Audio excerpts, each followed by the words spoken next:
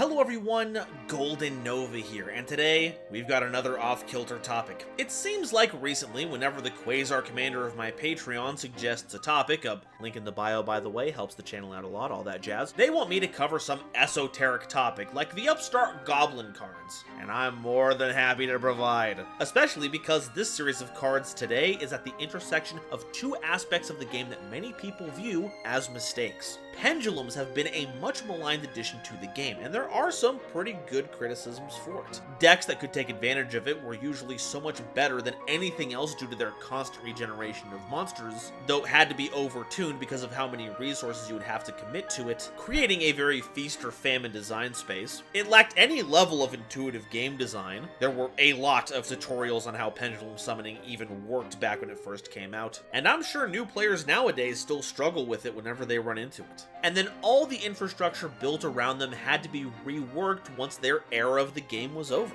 It's a piece of game design that forced basically the entirety of Yu-Gi-Oh! To warp around it, and even after almost a decade of it no longer being the focus of our little card game, the echoes of its influence can still be felt today, especially in how specifically they alone cannot dodge the extra deck summoning restrictions of the Master Rule 4 revision. But at the same time, I can't help but be enamored by the lengths the designers went to make it work, and how they've adapted to it in a post-Pendulum Zone world, forming such creative decks as Demlyria by remixing the established formula. On the other hand, normal monsters have long been seen as a relic of the old days of the game, providing you bodies without any benefit beyond their battle stat line. But despite ever-mounting power creep, we still sometimes see normal monsters get printed, taking up valuable space in sets that could be spent on monsters that actually do something. Even if they're not meta-impacting, they could at least be interesting. But the design space built around normal monsters, and sometimes non-effect monsters, always gets me excited, because normal monsters tend to get, frankly, unreasonable support thanks to their inherent disadvantage compared to effect monsters, meaning decks that get to incorporate them get to play in a way totally unique to their contemporaries. But what if we went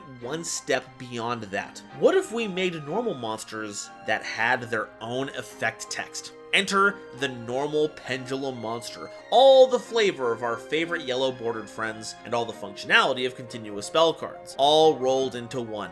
And it's these monsters this video is all about, so get ready to immerse yourself in the perfect blend of story and function with normal Pendulum Monsters explained.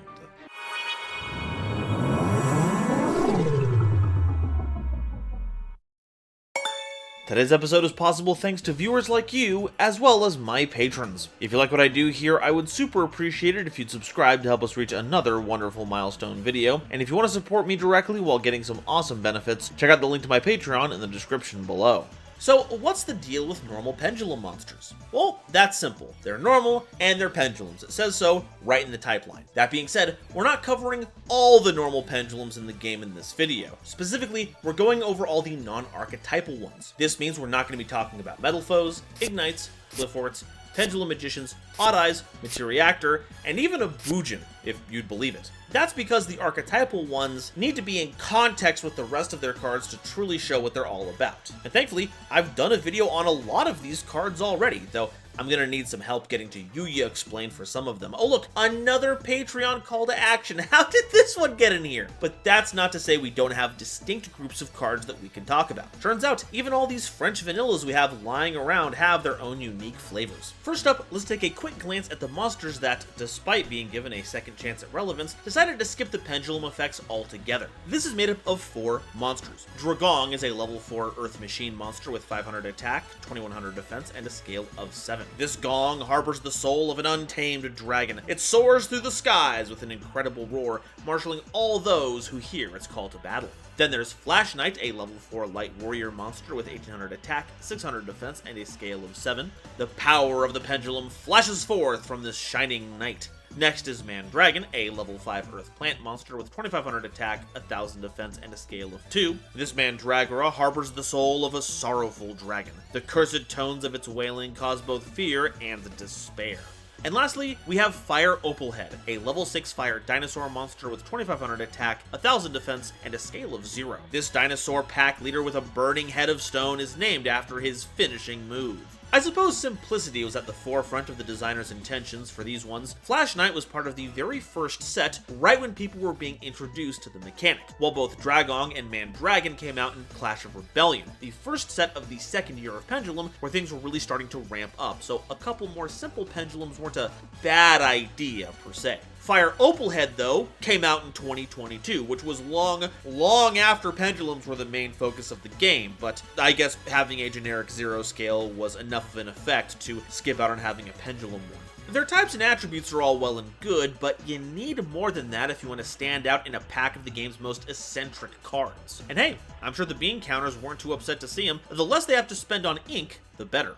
Next up, I want to get the prize cards out of the way because I find them to be truly fascinating. So for a long time now, the prize cards that you get at the World Championships for Yu-Gi-Oh! Have been monsters that utilize the summoning mechanic of the era, focus in on a specific type, and win you the match if they finish off a game with a direct attack. None of these cards are legal to play in official matches, mind you, but their art is always top of the line, and usually represent the place where that championship took place. Quick aside here, the ones we'll be talking about today are from Italy, Japan, and Orlando, Florida.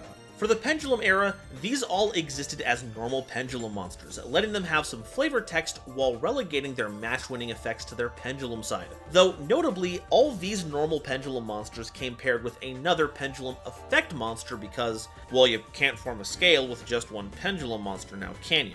But because they're effect monsters, they don't get to show up in the video. As for the ones we're covering today, they're all level 7 monsters and have a pendulum scale of 10, and their pendulum effects are all very similar to each other. Once per turn, you can banish 3 pendulum monsters of the same type as the card activating this effect that you control, then target any pendulum monster that you control. If it attacks your opponent directly and reduces their life points to 0 this turn, you win the match. So, for instance, Leonardo's Silver Skyship is a wind machine that has 0 attack and 3000 defense, so you would need to banish 3 machine pendulum monsters that you control for that effect. Her wings display her glory. The proof of her glories are told in legend.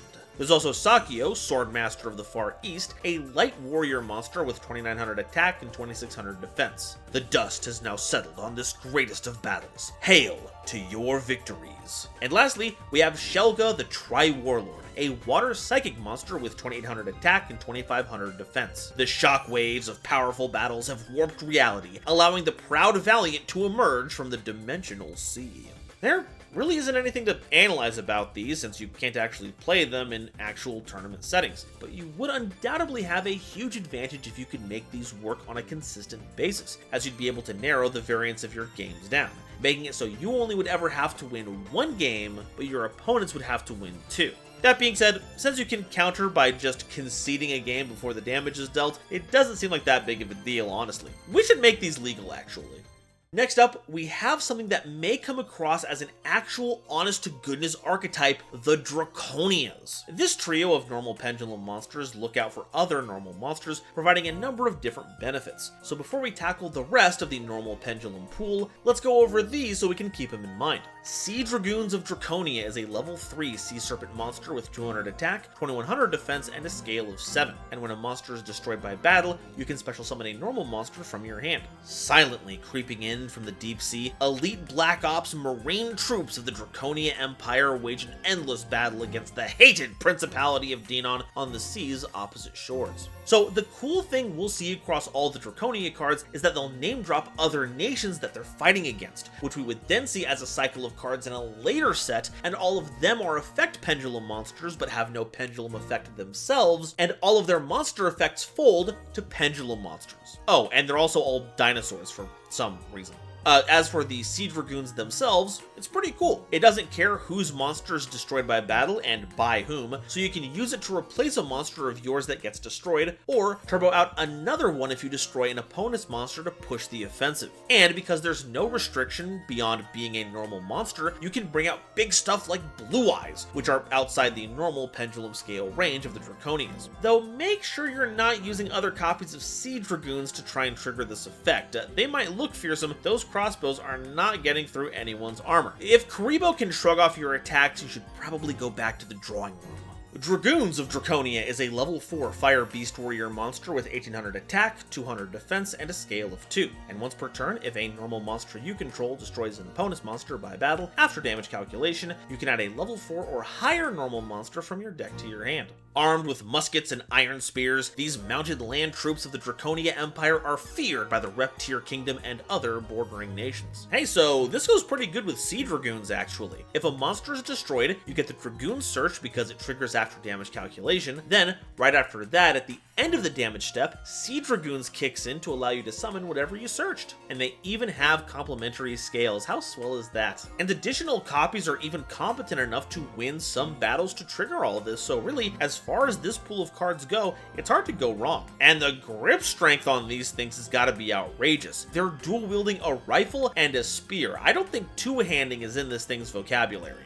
Sky Dragoons of Draconia is a level 5 Wind-Winged Beast monster with 2200 attack, 200 defense, and a scale of 7. And once per turn, when a normal monster you control inflicts battle damage to your opponent, you can target a card on the field and destroy it. Rumored as being formed to invade the neutral, floating sky city of Shulub, these air troops of the Draconia Empire have prompted bordering nations to strengthen their security. Damn, this one is actually pretty good too. If you don't have any monsters in hand that you want to summon with Sea Dragoons, you might want to consider replacing it with Sky Dragoons, turning your offensive might into actual removal. And with 2200 attack, that's not out of the realm of possibility. But I am confused here. You literally just showed one of the troops with a firearm, and now you've got your aerial aces using crossbows? I've seen some wild tech variants in fiction, but this is just beyond the pale. Give these lizard men a gun. Alright, that does it for all the different groups of cards I could think of, and now it's time for the rest of the normal Pendulum pile. Starting with Hallow Hallow, a level 3 Dark Fiend tuner monster with 800 attack, 600 defense, and a scale of 2. Once per turn, you can target a face-up monster on the field and roll a 6-sided dice, and that monster's level becomes the same as that result until the end of the turn. Hallow Hallow, brain of tallow, guts are gone, noggins hollow, seeking sweets and marshing mallows, watch your back, and your candy sack. So already as a Pendulum tuner, this is something to keep an eye out for. Having one on hand each Pendulum summon means you can immediately turn your other non-tuner Pendulums into one of the strongest extra deck types in the game. The Pendulum effect itself, though, is kinda rough. You could hit one of your own monsters and hope that you get a result that you want, with the odds improving the more options you have for each dice roll. Alternatively, you could try to hit an opponent's monster with it to ensure their level is 6 or less, if that means anything to their strategy. And I mean, if I had gone through all the trouble of building up the levels on my FA monster only for a little twerp to show up and mess with them, I'd be pretty cross myself. But going after it wouldn't really be worth it either, on account of it being a hollow victory. Rizabel the Summoner is a level 3 Wind Psychic monster with 800 attack and defense and a scale of 2. And once per turn, you can target a face-up monster on the field and increase its level by 1, even if this card leaves the field. A kindly elder brother, Rizabel takes good care of his little sister Sambel. He reads a magical book with his sister each early afternoon, a harmonious routine that brings a smile to everyone. Yeah, harmonious. I'm sure that's gonna last. This weird little side story in the game involves these two siblings, Rizabel and Sambel, running afoul of Hypno-Sister, who turns Rizabel into an eldritch thing of beasts and eyes to, I guess, keep them all to herself? I guess until the power of their bond pushes through it. It resulted in a ton of impactful cards during the Pendulum era, not least of which being Wavering Eyes. As for what Rizabel itself does, well, level modulation has its space in the game, though normally any deck that needs it usually has it built in. This is an easy source of targeting effects though. I remember at some point a silly tech pick was to use Emergency Teleport to summon out Rizabel the Star Adjuster, and using its effect to target Maiden with Eyes of Blue to get that effect triggered. So if you similarly would like your cards to be targeted by an effect, you could play Rizabel the Summoner, but that can't be a relevant playline anymore, especially in the context of pendulums. If you want to pendulum summon something within the range of your scales but still need its level to be higher than what you normally could, I guess this helps to accomplish that, but the true depths of this card's power is only going to be available to the most adamant of brewers, and I wish them all the best. If you see any cats along the way, be very careful. Tempura of Fortune Ebby is a level 3 Fire Aqua monster with 1600 attack, 0 defense, and a scale of 8. It can target a card in your Pendulum zone and has you tossing a coin. If it's heads, special summon it. If it's tails, destroy it, but lose life points equal to its pendulum scale times 300, meaning you have a 50% chance of just doming yourself in the head for 2400 damage. We went to Edo Front, which has been the talk of the town. The scale of the tempura here is not only large, but also so beautifully shaped that it has earned the nickname of Golden Tempura. The state-of-the-art facilities and the atmosphere of other cultures are all in the harbor, but there is also a mellow, nostalgic aroma in the air, and the occasional crackle of the crackling sounds will lift your spirits. We have been looking forward to this cruise for a year, but I think 3 stars is just about right. So, yeah, it's got a pretty good scale on it. Level references Sue ships, which is very funny. And yeah, if you ever want to inexplicably lose a ton of life points, this is the card for you. And notably, it can direct that effect at your other pendulum scale, which might have a lower number and thus doesn't run the risk of flaying your life points apart. But that utility is going to have to be evaluated on a deck-by-deck basis. So in that regard, it's actually pretty shrimple. Magica Libra is a level 4 water spellcaster tuner monster with 1000 attack and defense and a scale of 5. You can declare a level from 1 to 6, then target 2 face-up monsters you control. Until the end of this turn, reduce the level of one of those monsters by the declared amount, and if you do, increase the level of the other by the same amount, even if this card leaves the field. A sentient scale. It maintains the balance of the universe, but often places the stars on the wrong side.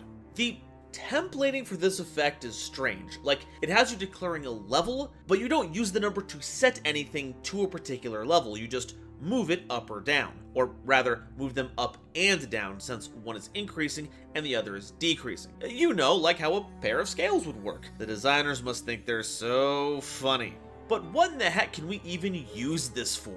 Well, it's not terribly useful for synchro summoning, since you'll always end up with the same total levels between the 2 monsters. Though if you just need to adjust one of those monsters to interface with a different one, that could work out. For Xyz summons, things get a lot simpler, because you can elevate a smaller monster while lowering a bigger one so they meet in the middle. But even in that scenario, you need some very specific math for that to work. As a monster itself, this is pretty cool. Level 3 tuners like Hallow Hallow are fine, but level 4 tuners can pair up with other level 4 monsters to make just about any kind of extra deck monster you could think of. On top of utility rank 4s, the level 8 synchro pool is packed to the gills with good options. But if being flexible material was good enough, we'd see it overtake other popular options. However, the lack of utility really is a deal breaker here. But that's all well and good by me. If it keeps misplacing the stars, the King of the Cosmos is going to get on its ass, and I do not want to be around when that mess starts.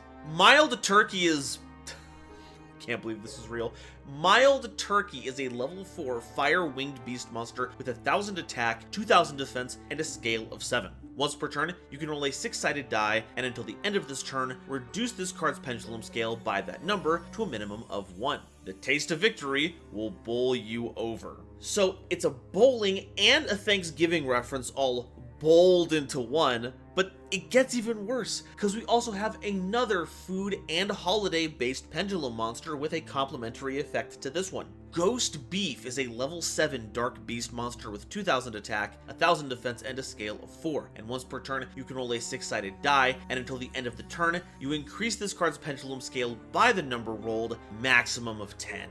The Ghost of Christmas Dinner. So, 4 and 7 aren't particularly compelling pendulum scales on their own, only allowing you to summon level 5 and 6 monsters. But because of their effects, you have the chance to widen that gap to allow for more monsters to be summoned. But it is a slim chance. That's because you're rolling for the lower scale to go higher and the higher scale to go lower. So if you roll anything that's a 3 or lower on either of them, they don't actually do anything to help. In fact, it kind of makes it worse. Unless you roll exactly 3 on both of them, in which case your scales go from 4 to 7 to 4 to 7. But if you can roll 4 or higher, now you're getting somewhere. Going anywhere from 3 to 8, which is much more respectable, to the absolutely outrageous 1 to 10, letting you pendulum summon anything from levels 2 to 9. Just to ignore the fact that we have cards that allow you to go from 0 to 13 scales right now without having to deal with the RNG device, thus rendering the joke devoid of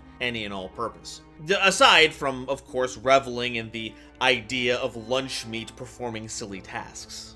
Foucault's Cannon is a level 5 dark spellcaster monster with 2200 attack, 1200 defense, and a scale of 2. Once per turn, during the end phase, if this card was activated this turn, you can target one phase-up spell or trap card on the field and destroy it. A mechanized life form, roving through space-time. But the mysterious thing is that its memory is mostly gone. What is the reason? Does it refuse to be interfered with? That's some ominous flavor text. Hope this doesn't have a Cliffort level impact on us one day. But, as it stands now, this card is actually kinda cool. Or rather, it was cool for when it first released. 2 is a pretty respectable scale, being low enough to get you at least level 3 monsters into the mix. And it came with its own removal when you played it. Sure, it was the slowest twister known to man, but it still had an upside to playing it. The card itself even has an interesting inspiration, referencing Foucault's Pendulum, a device put together by French physicist Leon Foucault all the way back in 1851 to demonstrate the rotation of the Earth, since under the correct conditions, the pendulum would seem to spin in trajectory over time as the Earth rotated beneath it. In fact, in many official pendulum summons that happen in the anime and in the games, they actually use the pattern that Foucault's pendulum draws out as part of the summon. It's pretty cool. In fact, it's probably why the spell and trap destruction is on a delay, because it does take a fair amount of time for that spinning effect to actually take place. But no matter how long it takes, the power of deductive reasoning and scientific testing will always overcome the power of spurious superstitions and untruths. And honestly, if you aren't coming to Yu-Gi-Oh! For the nuanced metaphorical subtext, then what are you even playing it for? Dragonhorn Hunter is a level 6 Dark Warrior monster with 2300 attack, 1000 defense, and a scale of 3. All normal monsters gain 200 attack, and you take no battle damage from battles involving normal monsters that you control. The horns were needed to prepare a medicine for her village, suffering from a plague. Unknown to her, the dragons burned and trampled her village, once displaced from their den. Wow, that's grim. So yeah, here's our honorary 4th Draconia monster.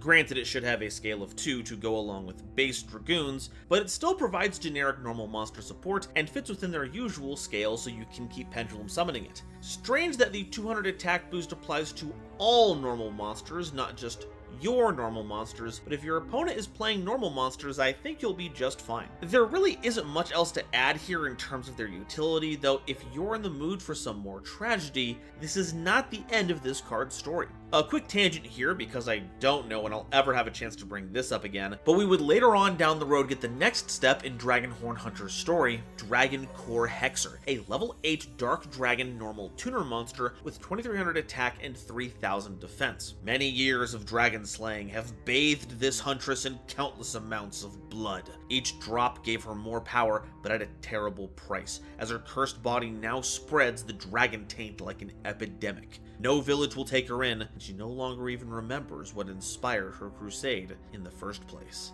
Yeah, I guess this gives Hieratics a way to help them make Maya Zolkin. God, get me out of this section, it's way too depressing. Lance for Heinches is a level 6 Wind Dinosaur monster with 2500 attack, 800 defense, and a scale of 7. If a normal monster you control attacks a defense position monster, inflict piercing battle damage to your opponent. This primordial species survived extinction by evolving an offensive lance that can pierce anything, although its diet still consists mainly of fish.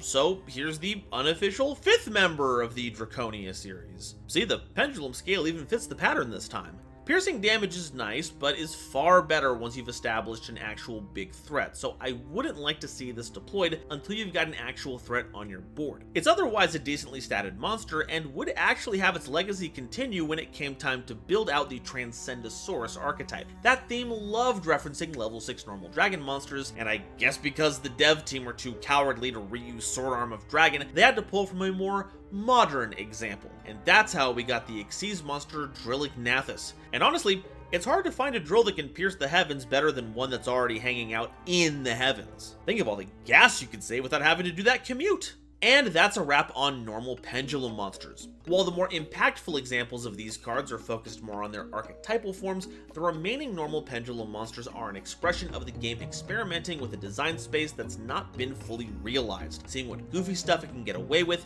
and may even be there to bring a smile to our faces, even if we never actually make use of them competitively. I'm certain that Mild Turkey and Ghost Beef are never making it into a tournament-topping list, and yet I wouldn't want to play a game that didn't have them. And if anything, being a stepping stone between regular Yu-Gi-Oh monsters and full-blown effect pendulums is valuable in and of itself. Now please, designers, make me a tri-horned dragon normal pendulum monster. I know you know he exists, devs. I saw the mementos. Now bring my boy back again. He deserves the world, for crying out loud. But now, I want to hear what you all have to say. Do you have a favorite normal pendulum monster? And what kind of effects or designs would you like to see out of them in the future? Let me know your thoughts down below, and if you haven't already, please be sure to like the video if you liked it, subscribe so you don't miss an episode, be sure to check out one of my videos in the sidebar to help me show up on your homepage, and be sure to share this video with somebody you know who loves Yu-Gi-Oh! It really does a lot to help me out. Today's episode is brought to you by Dragon Shield. Get the sleeves as strong as dragon scales that even come with their own lore, and save 5% on your order by using the coupon code GoldenNova at checkout. It was also brought to you by my lovely patrons, including this month's illustrious Quasar Commanders, Upstairs Media, and Chibi Gohan, Nebula Navigators, 3rd Dynasty, 50 Gigabytes, Ada Basilisk, Adam Zajdel, Ancient Wizard, Andrew Newman, Battle Axe, Kane Senpai, Charlie Mercury, Christopher Fuss, Clockswork, Comrade Copperbottom, Dr. Reaper, Eric, Frankie, Garland Chaos, Green Knight, Great Big Pillock, Groog, Hairbear, Harry the Ominous Benefactor, Iron Zero, Iskander 711, Carp, Marion James E. Picata, Meme King, Millennia Asta, Muse Clark, Neon Yaminer, Orozco 09096, Panther J, Pat Poos, Rebel King Lucifer, Red Eyes Jackalow, RJ the Jank Monarch, Sonic 21 Blast, The Critic of Innocence, Thievery Coast and the Wizard Moose, Cosmic Crusaders Ally Vatnia, Animasta, Anthrak, A Random Pup, Baron Von Titty Sprinkles, Beluga Master, Blaze Rider, Blitzwolf, Chaz Ghost, Chibi Gohan, again, Christopher Fuss, again, Chris B, Cool Trainer Dark, Dr. Entity RIP, kind of again, what are you maniacs doing here?